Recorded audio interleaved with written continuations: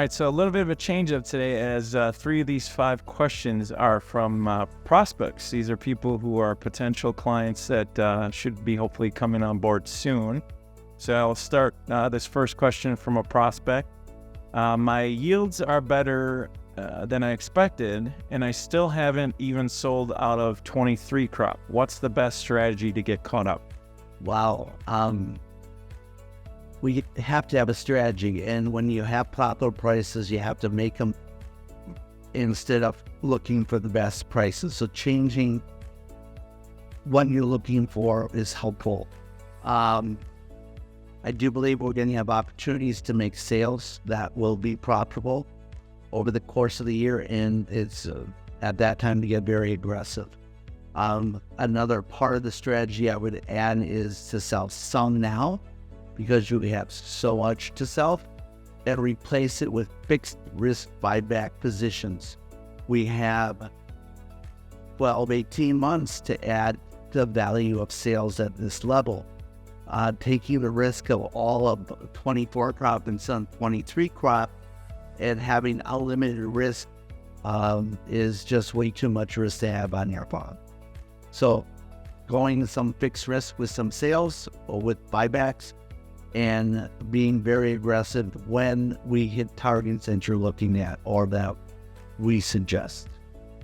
All right, another question for our prospect. This one says, I've only ever sold for cash locally. How do you even go about selling off of futures prices?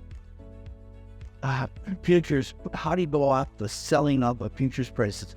You can do HTA contracts, which is locking in the futures price at any time during the course of the year by contracting with your elevator for future sales.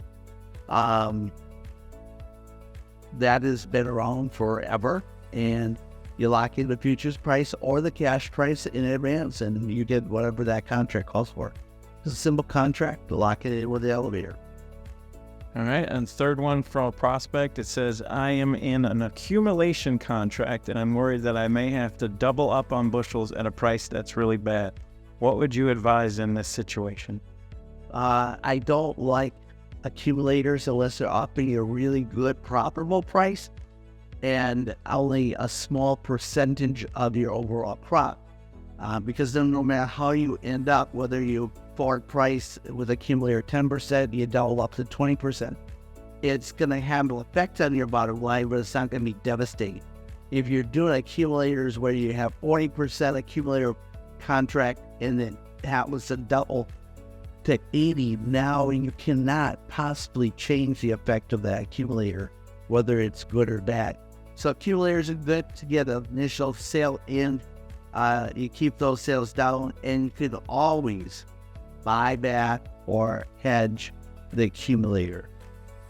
All right, this one's from a current client. Is corn no longer a follower and beginning to stand on its own fundamentals? And the follow-up would be, are you becoming more bullish on corn?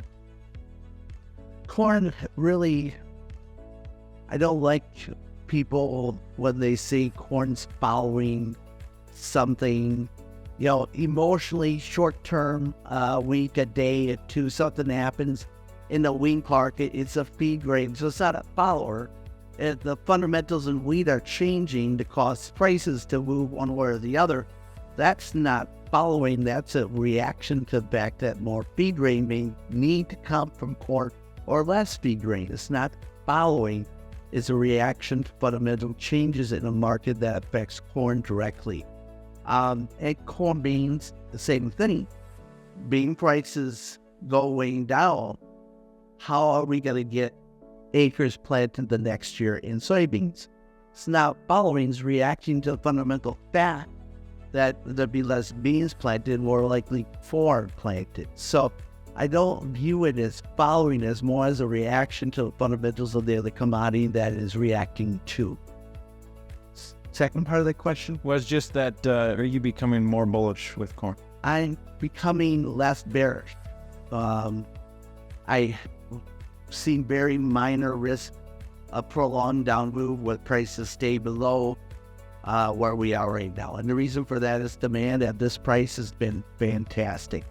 People that use your corn for corn or ethanol or some kind of commercial use or exports, all are buying corn at this level because it's profitable for that. So I don't see demand being diminished at this price, which means the downside risk is less. And so I'm less bearish. More bullish, we still have 2 billion bushels of ending stock. We need some kind of gasoline to really push it significantly higher. But our range, $4 to $4.50, I think is much more likely over the winter months as demand slowly eats away at supply than anything else. So we'll be targeting the higher prices. We'll be using the hedge accounts to lock in profit in that range. And we'll be looking for events that will change that fundamental. All right. And finally, our most common question this week, appropriate for today: who wins the election? That's a great question. The really cool thing about America is you can debate, you can argue, you can believe, but no one goes in that voting booth with you. And you have the right as an American to vote any way you want to. And I'm so glad to see so many Americans exercising that right. And I believe that we have much better safeguards in place in states because of the 2020 election than we had before. And I just hope we get a fair count and a fair number. And whoever the American people pick for the next 4 years to lead us will be judged 4 years from now, and we'll have another chance to either